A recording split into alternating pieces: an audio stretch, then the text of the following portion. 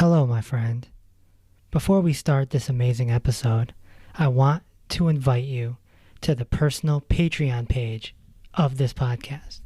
If you love what's being done here and want to keep the podcast and the meditations free to the public, then you can come on over to our brand new community on Patreon and donate $11.11 a month, and all proceeds will go towards keeping this free, keeping this going.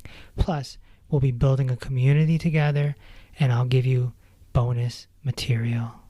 You can explore this option in the description of this podcast, or just go to patreon.com/Dr. Reese. Welcome to Inner Peace with Dr. Reese, a program that can help you become liberated in the modern world. Now, here's your host, Dr. Kevin W. Reese. So is nutritional deficiency a real thing? Welcome to episode number 102. Today, I'm talking with Desiree Lotz. She's a 40-plus year nutritionist. In this conversation, we're going to talk about calcium, magnesium, selenium, sea salt, fish oil, eggs, brewer's yeast, and everything under the sun that you can imagine the body actually needs, or it will go out of whack. So sit down, relax, and take in this beautiful and valuable recording. Let's begin. Desiree, welcome to the podcast. Thank you. Nice to meet you. So, a lot of people are not familiar with nutritional deficiency. It's like a secret boogeyman. It's just lying underneath. What can you say about nutritional deficiency, and how important is it to correct? I've been helping people with their bodies for more than 40 years. And my basic fundamental viewpoint is that you go back to basics. You eat natural food, you don't eat junk food, you don't sugar and carbs and all that. I raised my kids that way, and I never, ever had unhealthy kids or upset kids. I've helped so many people to handle that too, but it's fundamental. I've kind of been an Adele Davis fan for a long time. I don't know if you know who she is. I think so. She's a nutritionist from way back when. I'm not a youngster anymore, so I've used her works forever. And what I find in life is a lot of people's emotional upsets, their physical upsets, and all that stuff starts back with the body basics. If you have your basic fundamental nutrition in, you are able to control that or not feel that. Bad, like headaches or moods or whatever. And that's kind of my life. That's what I do. We can't get the nutrition all the way from the food anymore. No. We have to supplement. Right. Okay, so basically from my research, the soil has minerals in it when it's good soil. And those minerals, the plants absorb those minerals, and the plants grow and are happy and are pretty and tasty. Then the cow comes along and eats the plant, gets all those minerals and nutrition in it, and then we eat the cow and the plant, and we're getting basic nutrition. Unfortunately, it's even worse here in America than where I come from. The soil is so depleted that the food has got no value, it hasn't got adequate food value. Organically grown and all that helps if you can find good land, but basically the food is nutrient deficient. When it comes to nutrition, I've got some very basic things that I do. I've got a nutrition program on my website, and it comes from Adele Davis, and basically brewer's yeast, lecithin, a good quality superfood, and vitamin E in the wheat germ oil form, not the isolated, because when they make them, they extract one part of that E, for example, and they make what they call vitamin E, but it's not actually. So I use wheat germ oil as my basic, let's say, on vitamin E, and then cod liver oil on the fish oil and the essential fatty acids and all those things. Those are my basics. And then the CalMag that I make, that's my business, is based on also the proper nutritional form of calcium gluconate, not the, lactate's also okay, but the carbonate in that is rock. It's not nutritional.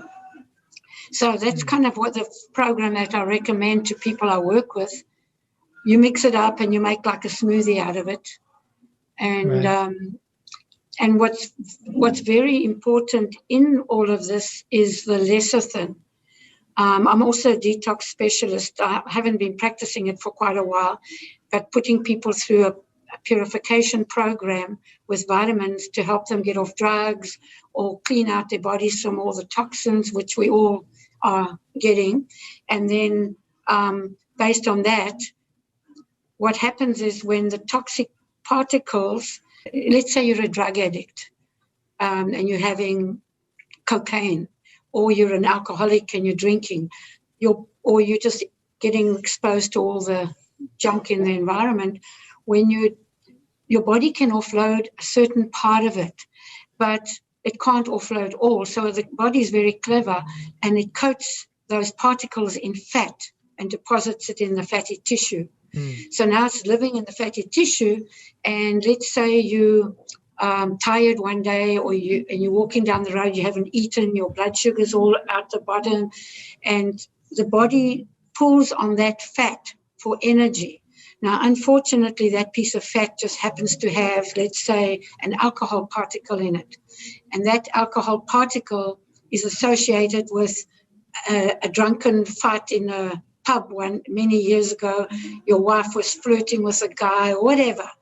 And that moment is stirred up again because of that particular particle being released into your bloodstream. So it's very, so anyway, so that's kind of my fundamental viewpoint on it. How important would you say calcium is to the body? It's vital. Calcium and actually all the minerals. In fact, on my website, I've got a little graphic of minerals, not only just calcium, magnesium, but the body's electrical current. The body's electrical current is dependent on minerals to send messages backwards and forwards from the brain to the finger or to the thyroid or to the liver, wherever. The system in the body is based on minerals, and calcium is the most abundant mineral in the body, and magnesium is its mate. So it's 2 to 1, basically. Yeah, exactly. So so it's vital that you get. So I also educate people on. I've got like data on dehydration, and I educate people on salt. We need salt, right? But people think, because I've helped a lot of people with extremely high blood pressure. They come to see me. I'm not a registered doctor or anything, but I do muscle testing, and I've had their doctors tell them, no, you can't have salt because your blood pressure, blah blah, and and they were very smart, these people, and they listened to me. I agree with the doctors that other stuff is poison. So what I do is I give them seawater, real sea salt. And I use Celtic now because I haven't been able to get the seawater ampoules for quite a while. But within 24 hours, her blood pressure totally subsided. And so I educate people on the salt point. So the word salt comes from the word celery. That's the derivation of the word. And way back when the sailing ships used to sail around the world and trade and do all that stuff, they got paid with salt. Salt is vital. And doesn't sodium balance out potassium? So yes, actually, if you look at real salt, it actually has potassium in it. Okay. It's got all the minerals in it. It's got about 80 minerals in it. And yes, but sodium, I need to understand what you mean, because sodium chloride is this white, can I use the word crap, that they make, and they bleach it, and that's poison. and that's what they sell in the supermarkets. I encourage people to go to the go to the bulk section, go and look for Celtic sea salt. That's it. You can do Himalayan too, but the Celtic actually has got iodine in it too, which is vital for the thyroid. So Celtic sea salt number one, maybe Himalayan sea salt. Yeah, Celtic sea salt, yeah. So what I do is, if you've been doing it for a while, I encourage people, I tell them, put salt in your drinking water. If it's flat tasting, there's no taste, you need a bit more. If it's salty, obviously it's too much. Then you just kind of put more water or more salt, depending on which way it is. And then that's the right amount for your body. And if you had to drink my salt water, it's probably not going to be the right. It won't taste good to you because you might need more salt or less salt or whatever. So the human body is very smart. We need it for digestion too, right? Absolutely. Every body function. Absolutely. Yeah. And the nervous system. So these people, the people that come off of salt, they could be screwing up their digestion. Absolutely. And the nervous system and so many things, because your digestive system, this whole electrical current thing that I mentioned earlier, your body, it handles everything: digestion, thyroid, adrenals. If you go and put your finger on the hot stove by accident and you burn it, if your electrical current's working well, you'll pull back quickly. If it's not working well, it's going to take longer for the message to get through. Oops, hot, So it's very, very important, The digester for sure. Why is there a decline in calcium reputation? Because there's so much false data. First of all, so many people, including doctors, put people on calcium tablets or capsules. Now, calcium is a rock. So if you're having that in that form, it's going to deposit behind the eyes, and then you're going to get, you can't see anymore, or in your kidneys or wherever. It doesn't have a way of functioning. So the vital thing about calcium, there's a form of calcium gluconate and magnesium carbonate in a 2-to-1 ratio. When I used to do the detox program, I used to make it with apple cider vinegar, but a lot of people, it's way over their heads and stuff, so I use vitamin C. So basically, calcium and magnesium are alkaline. So if you have all this alkaline stuff, it's going to deposit all over in the body. So you have to put the pH in the mid-range. So the vitamin C adjusts the pH to that mid-range. So now when you drink let's say the CalMag, I can send you samples and you can see it for yourself. So when you drink the CalMag, for example, and it's in the right form and it's mixed, it's a liquid, you drink it. Yeah. Your body absorbs it like that. So an upset, even colic and all that, because I've handled people, babies, colic, and all of these things is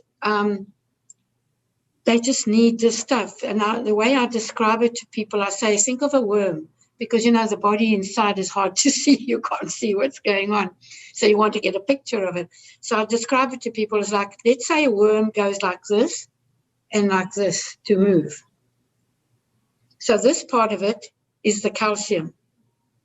This part of it is the magnesium. So you've got to have this, and in order for the muscles and the nerves and the energy to move, you need this action. And if you think of a heartbeat, it's the same thing. The contraction, the blood comes in, the relaxation, the blood goes out. So calcium is the contraction part and the magnesium is the relaxation part. And that happens in the gut and everywhere. So it goes like this, and then it relaxes. So if you're doing this, so if you don't have this action, you can't poop, or you're constipated, or it's too much, or whatever. It doesn't work. So it's kind of like I like to use things for people to look at. Like that's why I use the electrical current when it comes into the house and everything's working well. Your computer works, your lights work, everything's good. The minute there's interference, you get flickering, let's say.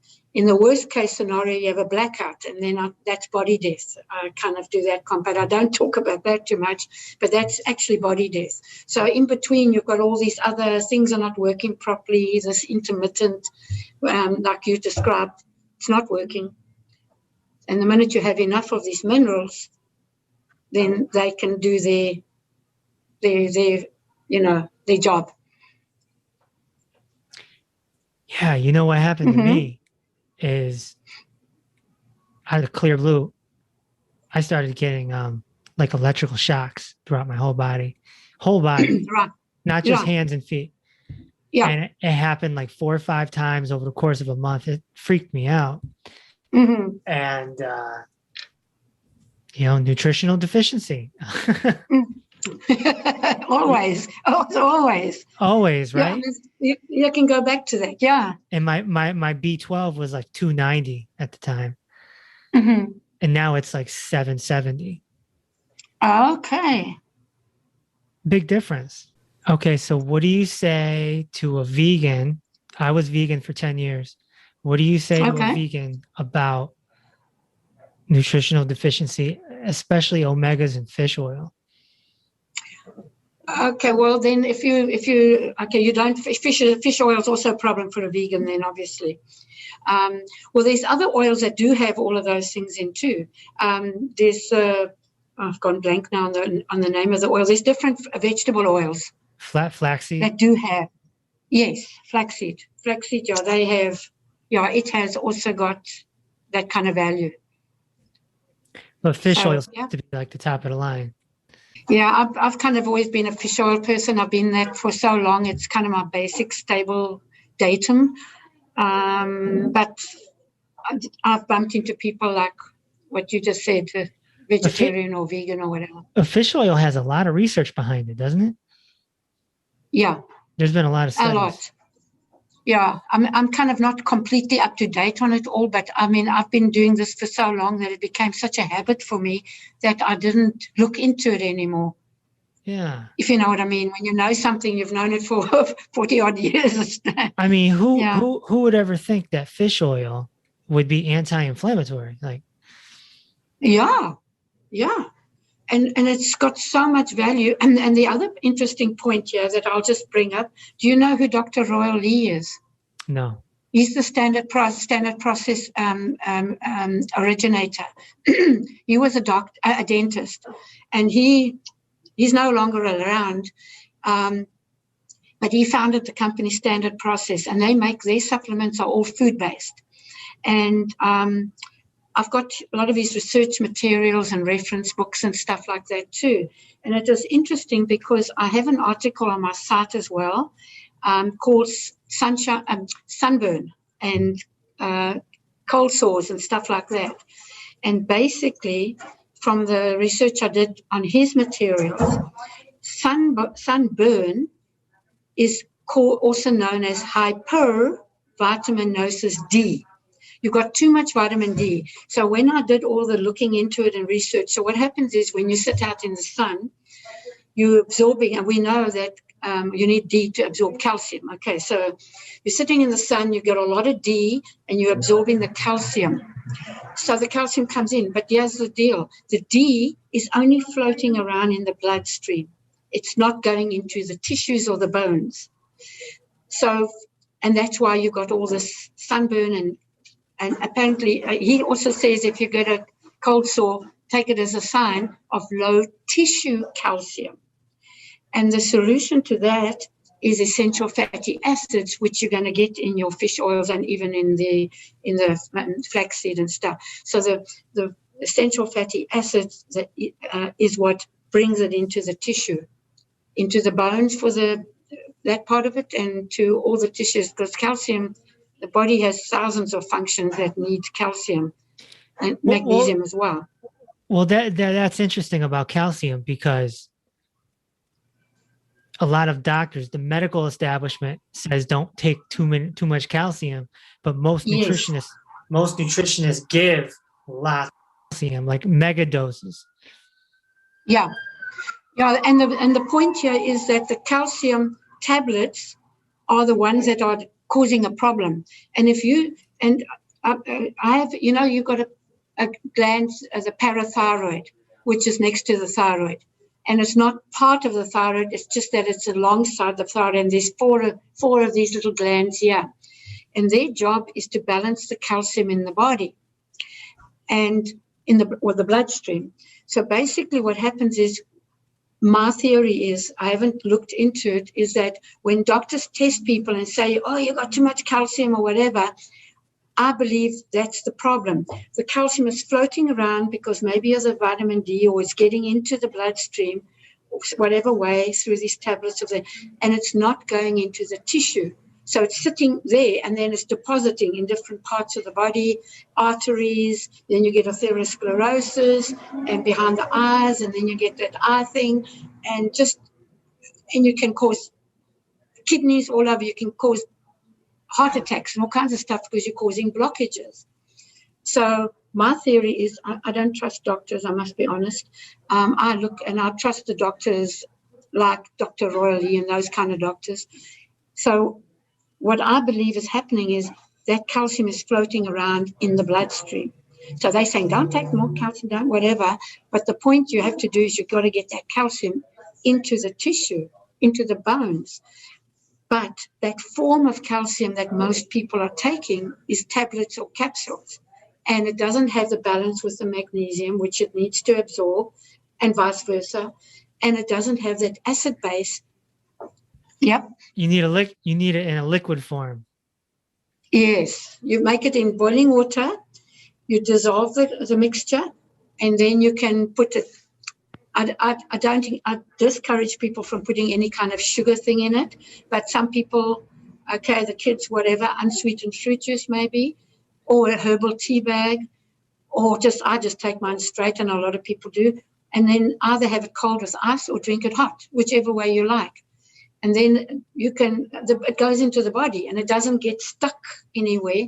And then if you're taking the fish oil, you are taking the particles of calcium, if there are any, from this form of CalMag. It's not going to sit and do that destructive stuff that the others are doing. It's actually going to be absorbed. And I mean, I've handled babies with colic. I've handled, you name it, all kinds of stuff with the CalMag because of these factors. Goes straight into the body. It does its job, calms the person down, whatever. So I believe that that's why a lot of them, and doctors are clueless. I mean, my cousin's a doctor. They study nutrition maybe 2 weeks in all those years of training. So they don't know anything about nutrition. They get taught by Big Pharma. You need blah, blah. And if you've got high blood pressure, you need this drug or whatever. And they don't go back to basics. So I've always been my family doctor, and a lot of people call me Dr. Desi. I'm not a doctor at all, but I am a basic fundamental person that follows the basic stuff of what the body needs. I probably was a good old Indian back in the old days, Yeah. Indian medicine. Yeah. How much fish oil should someone be taking a day, you feel? Well, it depends on how deficient they are. For example, I take a tablespoon. But if you very in a bad condition, I would start somebody on a bit higher dosage of most things. But hang on, let me just backpedal on that one. I usually don't start them on the high dosages. I usually creep it in. But on the fish oil, I might say take higher, because let's say the person's been very deficient in all these B vitamins and whatever, and he starts on the formula that I've got on my site, the nutritional formula, and he suddenly now, because then the body's like, oh, and there's too much gas and all that, because basically, when you've got bacteria or when you've got all this stuff going on, the weeds, I call it weeds, growing in the gut, and you've got, this discomfort and bad stuff. What I tell people is that's weeds. Now, in order to kill those weeds, the brewer's yeast and stuff does that. It kills the weeds and it grows good, happy plants. But going through that process can be very uncomfortable, because while it's killing off the weeds, the gas, maybe some pain, bloating, whatever the thing is that is going to happen. So usually with people like that, I'll start in a gradient, but I tell them if you get any discomfort, don't stop. Just take some enzymes with it, or just don't stop what you're doing, because it's work, like, you're repairing the body. So you're going to have to go through the discomfort of it to get it repaired. And how long does the discomfort last? Just a few weeks? You know what? It's so different with everybody. Everybody's body's different. And I found that in all the years I've been helping people with their bodies, I might recover in a day. Somebody else might take several weeks. But if they just follow the protocol and say, take the enzymes or probiotics or whatever, take that every day, you need it anyway. So there's no harm in having it. And then you just keep doing that until the discomfort. And when the discomfort stops, you can stop it, but I wouldn't stop it, Now, enzymes, some people would say, what about our natural enzymes? Yeah, but the problem is the natural enzymes, if your body is deficient and you've been eating shit for so long that you've now messed your body up, guess what else is messed up? The enzymes are not working either. And a lot of the body does have natural enzymes, but a lot of the enzymes are formed when you put the right thing in your mouth. A lot of the enzymes are formed in the mouth at that point.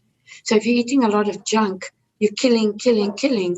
But if you start to eat the right stuff, the enzymes are actually starting to get stirred up and stimulated here in the mouth. A lot of them do start there. How important is eating fatty fish themselves, not just a capsule or not just a supplement?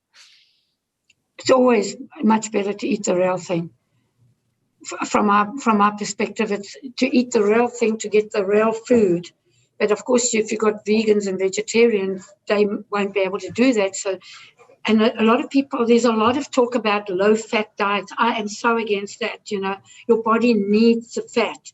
So the low-fat diets to me it's just another fad thing, and you need fat. And if you're overweight, you need fat more than if you need it. I just lost. So your body can. Yeah, I just lost 30 pounds. I had an avocado every day. Yeah. And that's a good fat. Yeah, that's a very good fat. Yeah. Flaxseed and you crackers, don't get hungry. Almond butter. Yeah. Makes you full. It makes sense to me. Yes, and then it also is handling that fat issue. Because, your body needs that fat because for the toxins and stuff deposited in the fatty tissue, it needs, and good fat is good. So that's good. 30 pounds. Wow. And supplements, And what supplements? I can get what? I do longevity. Say the Oh, okay. A powder of tons of nutrition. Wow. Yeah. That's great. I become a naughty girl, so I don't always do my nutritional formula, but I have a natural, the Dr. Royal Eve things, capsules and stuff, but the basic nutritional formula is the best because you're getting all those things. So if you get the food in its natural way, like the brewer's yeast is a natural source of food, you're getting all the cofactors that you don't get if you're going to buy an isolated B vitamin thing. It doesn't have any of that in. When you have the whole thing, you're getting every little piece of it. So there's things that we don't even know about that's in there. I think the brewer's yeast to me is like such a fundamental because there's another factor here. People that are bipolar and all that type of thing, that very often is a niacin deficiency. And then they put people on these terrible drugs and stuff. And anyway, that's a whole nother story. Where do you stand on meat? Because, there's a lot of nutrients in meat. Yeah. But I'm seeing a lot of vegans switching back over to meat. Okay. My basic viewpoint is that all of these things are nutritional that the body needs. Okay. But I'm talking now when things were decent. The soil was decent, the animal. I eat meat, and I always have. In fact, I'll tell you something very interesting. I'm an egg for breakfast person. Mm-hmm. And that's got a lot of lecithin, so that's also good. But meat, I'm not anti, but if somebody is against it, I don't get into that subject with them, because that's their choice and their viewpoint. So I would help them as much as I can without meat. But I have been a meat person my whole life, and my kids all eat meat and stuff like that. Yeah, as long as you don't overcook it, right? Yeah, I like it medium rare personally. Yeah. I mean, chicken, of course, I prefer to have it cooked fully, but like salmon and stuff, I like it a little bit raw. That type of thing, yeah. Yeah, some people eat liver, right? Liver. Yes, yeah. Yeah, when I was a kid, I used to love liver, but it had to be, I didn't like it raw. When I used to go, and none of my sisters liked it, but when I used to arrive at my grandmother's, she'd say, "There's liver cakes in the oven for you." And I used to love it. I think it's very healthy. It's got a lot of nutrients, right? Some people say it's the most nutritious thing you can eat. I wouldn't be surprised, yeah. Yep. How important is eggs?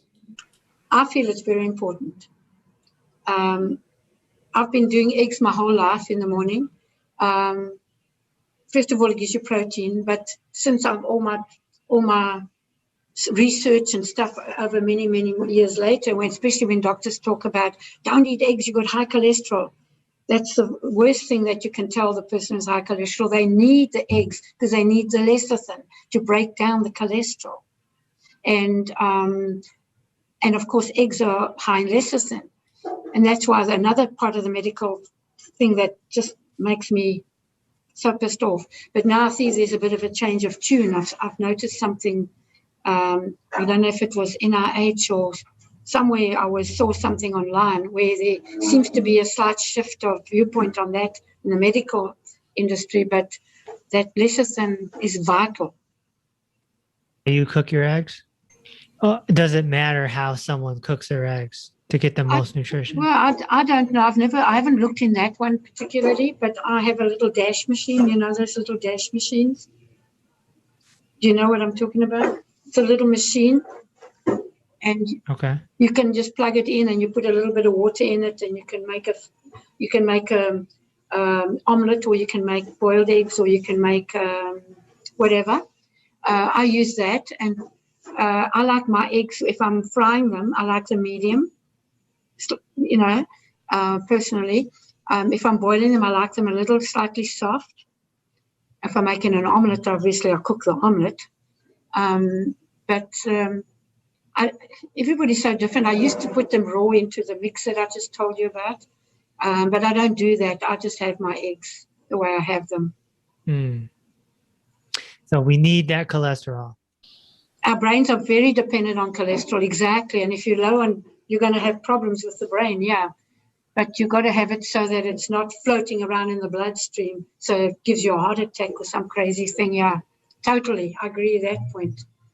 So the thing with nutrition is it's like everything balances each other out. You got calcium and magnesium, you got sodium and this.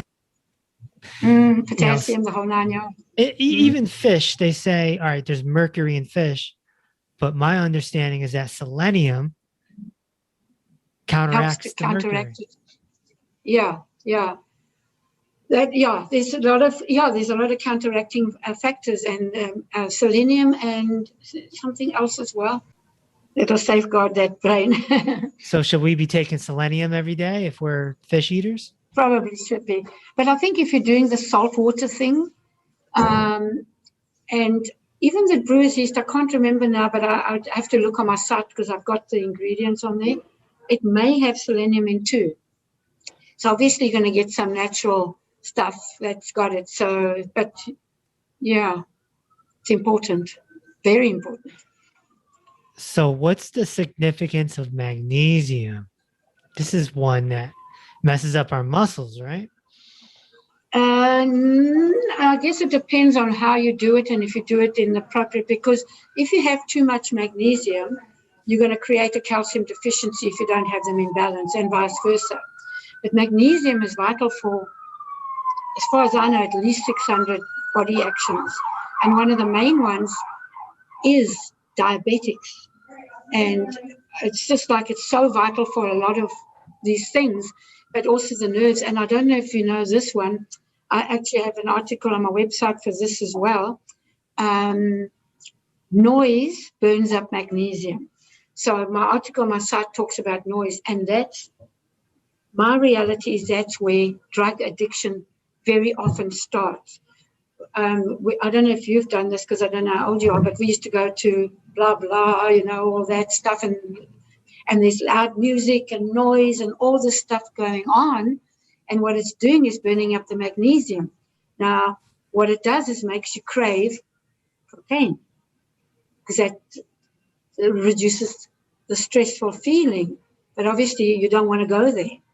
But magnesium does the same thing. It naturally coats the nerves and then handles the noise thing. So anybody who wakes up, I have people like if they wake up in the night, or somebody's talking and they wake up, or the baby wakes up too easily, I always make sure they're getting CalMag, because that and it chills them out, because that magnesium is what coats the nerve endings and helps the nerves to not be like so frazzled.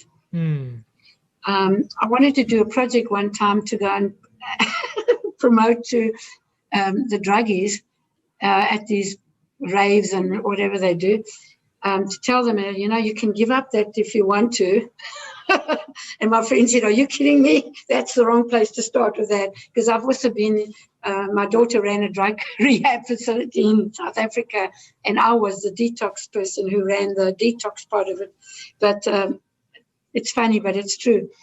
It helps to handle the nerves. So if I did give it to a druggie, I wouldn't tell them it'll handle the cravings. I just give it to them. Yeah, I recently had some strained muscles, and my naturopath said, take Epsom salt baths, magnesium. And then a physical therapist recommended I get a magnesium spray as well. Yeah, and you can rub it. You can get the oils too and put it on your skin and all. Yeah. It's important. No, there's a lot of information out there. I've got a lot on my site, way more than about it's not just about CalMag.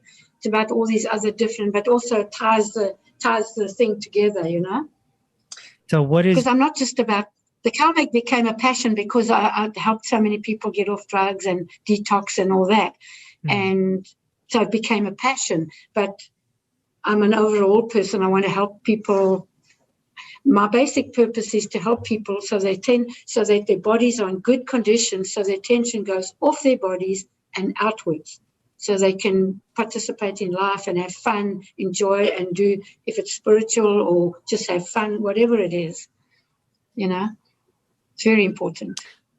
Yeah. And what is your website for those listening? It's calmag-c.com.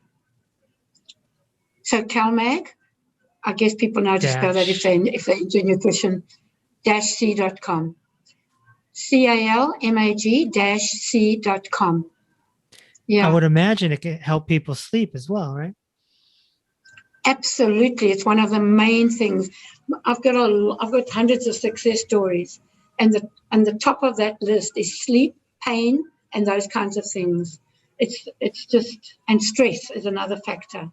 If someone was having trouble sleeping, would you recommend them taking that product more towards the end of the day? Sure. At the end of the day, I take in the morning and at night personally, and a lot of people do. But if it's just to handle that a few hours before you go to sleep, yeah. And I've got a very cool success story as well from a AAA Hall of Fame footballer. His nickname is Pork Chop. He's not playing the game anymore, but a couple of years ago, he had a grade 3 concussion and was in a lot of pain, very upset emotionally because he couldn't play, and a whole bunch of other stuff. And his coach gave him a bottle of CalMag and told him to take it. But he was skeptical because he also does his own research and stuff. And he tried it out. And the success story I got from him was amazing.